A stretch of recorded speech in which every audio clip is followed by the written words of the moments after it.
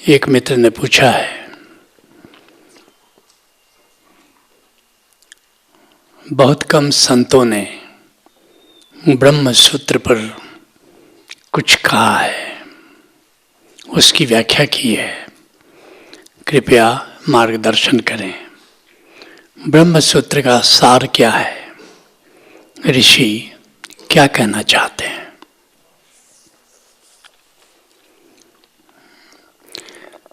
भारतीय वाङ्मय में 3 प्रकार के जो ग्रंथ हैं उनका विशेष स्थान है।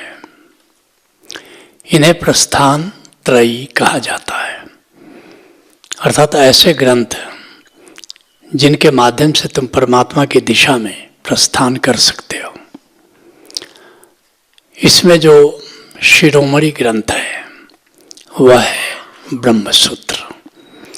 बादरायण व्यास की कृति है ब्रह्म सूत्र। दूसरा है उपनिषद, और उपनिषदों में भी विशेष रूप से ईशावास्य उपनिषद।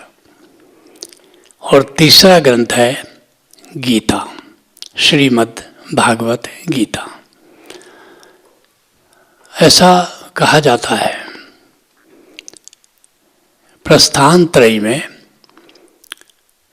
हमारे ऋषियों ने जो साधना के 3 आयाम कहे हैं वो है श्रवण, मनन, निदिध्यासन। श्रवण करो, फिर मनन करो और फिर अभ्यास करो। ये तीनों ग्रंथ प्रतीक हैं श्रवण के, मनन के, निदिध्यासन के। चाहे निर्वाण उपनिषद हो, कैवल्य उपनिषद हो, आदि शंकराचार्य का विवेक चूड़ामणि हो, या गुरु नानक देव जी का जपजी साहब हो, सब में श्रवण, मनन और निदिध्यासन इसकी गरिमा प्रतिपादित की गई है। और इन तीनों दृष्टियों से श्रवण, मनन और निदिध्यासन, ये 3 ग्रंथ जिनको प्रस्थान त्रयी भारतीय मनीषा कहती है, उस दृष्टि से महत्वपूर्ण है। अध्यात्म का कोई भी राही, अध्यात्म का कोई भी यात्री जिसने इन 3 ग्रंथों का पठन, मनन और निदिध्यासन नहीं किया, भारतीय मनीषा उसे ऋषि स्वीकार नहीं करती है। बल्कि जिन्होंने इन 3 ग्रंथों की व्याख्या की उन्हें हमने जगत गुरु कहा। और ऐसे गिनती के लोग हैं, जैसे शंकराचार्य जगत गुरु हैं, उन्होंने इन तीनों ग्रंथों की व्याख्या की। जैसे निम्बार्काचार्य, जैसे रामानुजाचार्य, वल्लभाचार्य, इन लोगों ने इन ग्रंथों की व्याख्या की। और आज के युग में कृपालु महाराज, उन्होंने भी इन ग्रंथों की व्याख्या की, इसलिए उन्हें भी जगत गुरु कहा जाता है। ओशो ने ईशावास्य उपनिषद और कई उपनिषदों की व्याख्या की, उन पर बोले हो।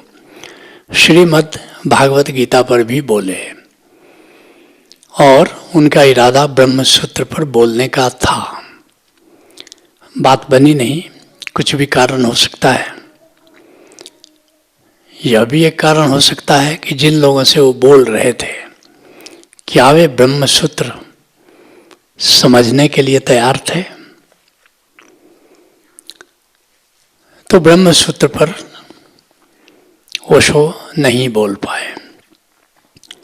लेकिन ब्रह्म सूत्र को बड़ी ऊंचाई उन्होंने दी है।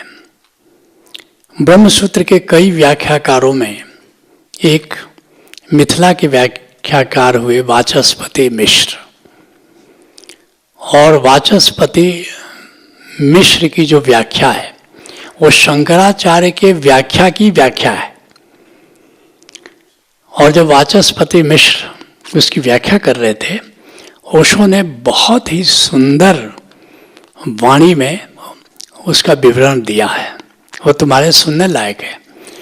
वाचस्पति मिश्र व्याख्या कर रहे थे और उनकी शादी हो गई थी, लेकिन पुराने ज़माने में, खासकर बिहार में जहाँ के वे रहने वाले थे, शादी बचपन में हो जाती थी और फिर जब कन्या जवान होती थी तो उस समय उसका गौना होता था। यही वाचस्पति मिश्र के साथ भी हुआ। शादी बचपन में हो गई, कन्या जवान हुई तो ससुराल आई। लेकिन वाचस्पति मिश्र इतना मगन थे लिखने में कि इस घटना का उन्होंने संज्ञान भी नहीं लिया। रोज एक कन्या आती थी, उनका नाश्ता देती थी, खाना खिलाती थी। वाचस्पति मिश्र लिखने में मगन, भूख लगती थी, खा लेते थे, फिर लिखने बैठ जाते थे।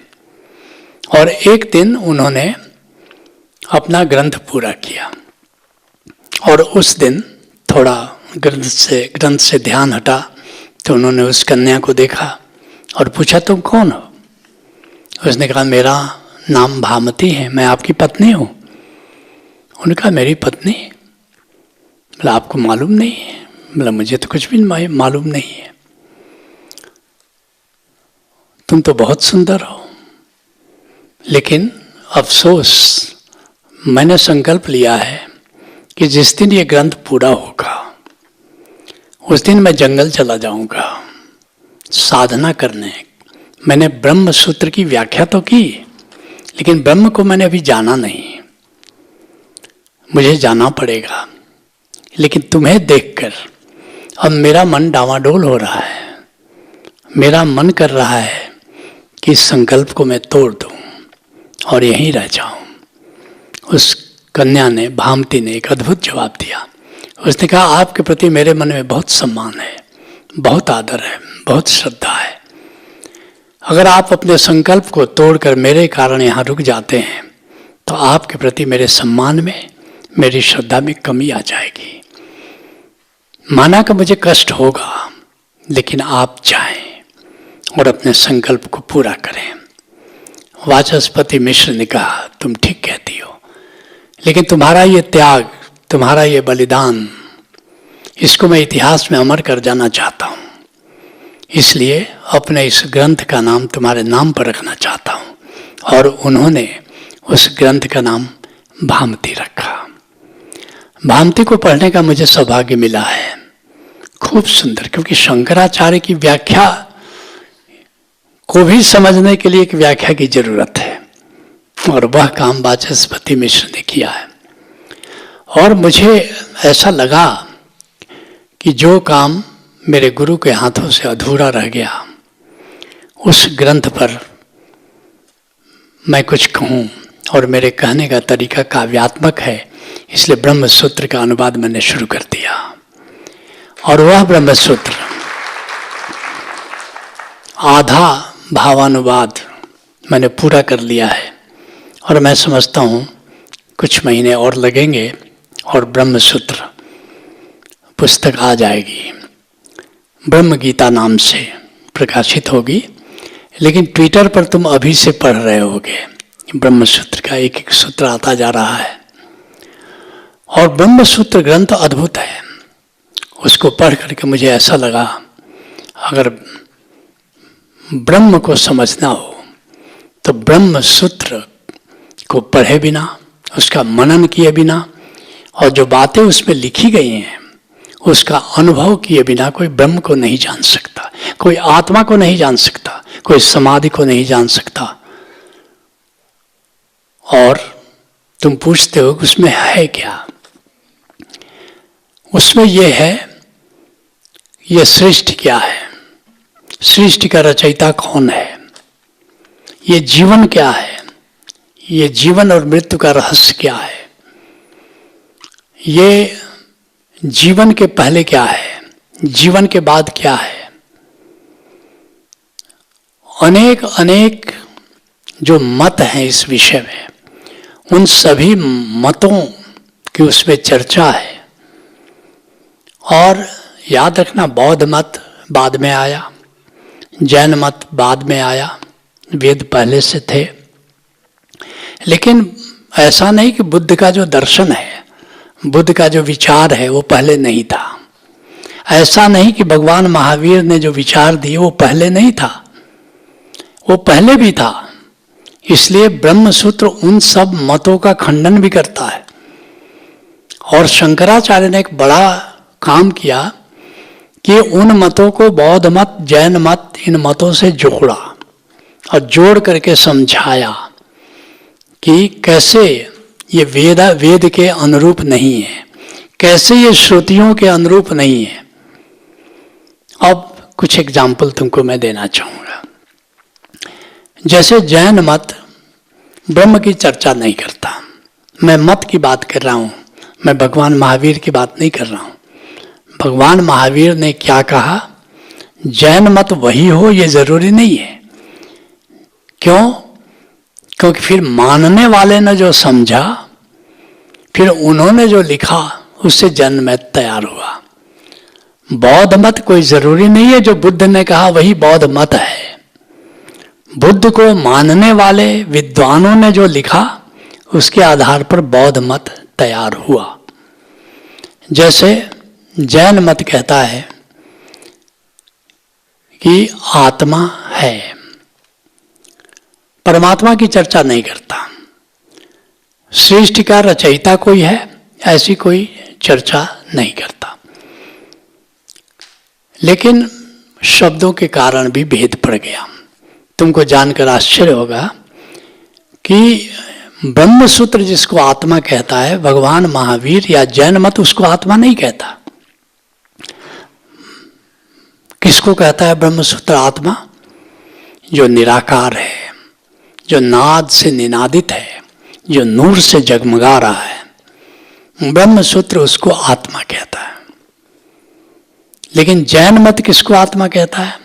ये जो जीवात्मा है, ये जो स्पिरिट है, इसको जैन मत आत्मा कहता है। तो भेद तो यहीं पड़ गया। और कहता है यही अंतिम है। और बहुत सुंदर व्याख्या है कि ये जो सूक्ष्म शरीर है, जो मृत्यु के बाद भौतिक शरीर से निकल करके स्पिरिट वर्ल्ड में जाता है, तो कहता है ये शरीर के आकार का होता है, लेकिन बाद में ये धीरे धीरे छोटा हो जाता है, अंगूठे का आकार का आ जाता है, जिसको आज ऑर्ब के रूप में तुम जानते हो। और फिर नया शरीर लेता है, और जैसा शरीर होता है उतने वैसा आकार लेता है। हाथी के शरीर में हाथी का, बंदर के शरीर में बंदर का, मनुष्य के शरीर में मनुष्य का, चींटी के शरीर में चींटी का। लेकिन अंत में जब मोक्ष को उपलब्ध हो जाता है तो फिर वो आकार बदलता नहीं उसके बाद। और मुझे आश्चर्य लगता है, आज जो past life regression, life between lives, आजकल की जो वैज्ञानिक खोज है लेटेस्ट, वह भी जैन मत को सपोर्ट करती है। ये बड़े आश्चर्य की बात है। और बिल्कुल जैन मत की बात ठीक है। लेकिन अब जो आत्मा है वह जीवात्मा ही नहीं है। जीवात्मा में आकाश तत्व भी है और आत्मा भी है। स्पिरिट में आकाश तत्व प्लस आत्मा है, सोल है। और जीवात्मा को ब्रह्मसूत्र आत्मा नहीं मानता। वो कहता है कि आकाश तत्व के साथ है वो जीवात्मा, लेकिन आत्मा जीवात्मा से स्वतंत्र है। अब ब्रह्मसूत्र इसका खंडन करता है, जैन मत का खंडन करता है। ठीक इसी तरह से बौद्ध मत ब्रह्म की चर्चा नहीं करता, केवल कहता है एक शून्य है। वो आत्मा को भी नहीं मानता, वो निराकार को तो मानता है, बस शून्य है। और सृष्टि का रचयिता कौन है? बल्कि सृष्टि स्वयंभू है, कोई रचयिता नहीं है। जैन मत भी कहता है कि सृष्टि का कोई रचयिता नहीं है। लेकिन ब्रह्म सूत्र कहता है कि सृष्टि की रचना के लिए इंटेलिजेंस चाहिए, चेतना चाहिए। और बात बिल्कुल ठीक है।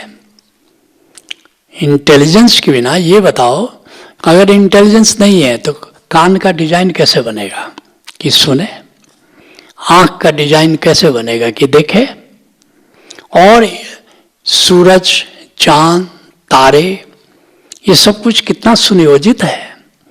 जीवन कैसे पैदा होगा, इसकी सारी व्यवस्था क्या बिना इंटेलिजेंस के हो सकती है? तो ब्रह्म सूत्र नाना प्रकार के जो मत मतांतर हैं उनको खंडन करते हुए स्थापित करता है कि एक सुपर इंटेलिजेंस है, निराकार है, और ये भी कहता है कि ये सारा आकाश यही ब्रह्म है, ये गगन ही ब्रह्म है, और ये चेतन है, जिसको ओशो कहते हैं, जिसने आकाश की चैतन्यता को जाना, जिसने आकाश की जीवंतता को जाना, उसने ही परमात्मा को जाना। सारे संत, सारे बुद्ध पुरुष आकाश की चैतन्यता की बात करते हैं, इसी को परमात्मा कहते हैं। मैं मानता हूं कि बुद्ध ने ब्रह्म को नकारा नहीं, महावीर ने इस ब्रह्म को नकारा नहीं। बात बस इतनी है, उन्होंने चर्चा नहीं की, बल्कि बुद्ध ने यहां तक कहा कि 7 अति प्रश्न है, कोई मुझसे पूछे नहीं। क्या क्या अति प्रश्न है? क्या पाप क्या है? कोई नहीं पूछे। इसका यह तो मतलब नहीं कि पाप नहीं होता। उन्होंने कहा पुण्य क्या है? ये कोई नहीं पूछे। इसका यह मतलब तो नहीं कि पुण्य नहीं है। उन्होंने कहा स्वर्ग क्या है? ये कोई नहीं पूछे। इसका यह मतलब तो नहीं हुआ कि कह रहे हैं कि स्वर्ग नहीं है। कह नरक क्या है? ये कोई मुझसे नहीं पूछे। इसका यह मतलब तो नहीं है कि उसके अस्तित्व को नकार रहे हैं। आत्मा क्या है? कोई नहीं पूछे। परमात्मा क्या है? ये कोई नहीं पूछे। केवल अति प्रश्न कह रहे हैं। ये कभी नहीं कहा कि आत्मा है कि नहीं है, ब्रह्म है कि नहीं है। लेकिन उनके बाद जो मत प्रतिपादित हुआ, उन लोगों ने ब्रह्म को नकार दिया। अब ब्रह्म को नकार दिया तो सृष्टिकर्ता को भी नकारना पड़ेगा। प्रकृति को स्वीकार कर लिया कि प्रकृति यह सब करती है। तो ब्रह्म सूत्र एक अद्भुत ग्रंथ है, जिसमें ब्रह्म और सृष्टि, ब्रह्म और आत्मा, कहाँ आत्मा रहती है, कब मिलन होता है ब्रह्म और आत्मा का। एक उदाहरण के लिए कहता हूं, कहते कि ब्रह्म और आत्मा का मिलन कब होता है? एक प्राकृतिक रूप से मिलता है, मिलन होता है, और एक साधना के द्वारा होता है। प्राकृतिक रूप से कब मिलन होता है? जब जीव जंतु नींद में जानते, सारे जीवों के लिए नींद बनाई गई है। नींद केवल आदमी नहीं सोता, सारे जीव जंतु सोते हैं, और नींद में ब्रह्म और आत्मा का मिलन होता है, और वहां बैटरी चार्ज होती है। इसलिए तुम देखते होगे कि जब नींद से तुम जागते हो कितने फ्रेश लगते हो, तुम्हारी बैटरी पूरी तरह चार्ज हो जाती है। और साधना में, समाधि में उससे मिलन होता है, सुमिरन में उससे मिलन होता है, ये साधना में। लेकिन ऐसा कोई दुर्भाग्यशाली जीव जंतु नहीं है कि कभी न कभी ब्रह्म से उसका मिलन ना हो। नींद में तो मिलन होता ही है। ऐसी अद्भुत अद्भुत बातें और वैज्ञानिक बातें ब्रह्म सूत्र में विद्यमान है। जब तुम पढ़ोगे, जब तुम गुनोगे, जब तुम समझोगे, और जब तुम अनुभव कर रहे हो, इस अनुभव के तराजू पर जब तुम तौलोगे तो तुम्हें बड़ा मजा आएगा।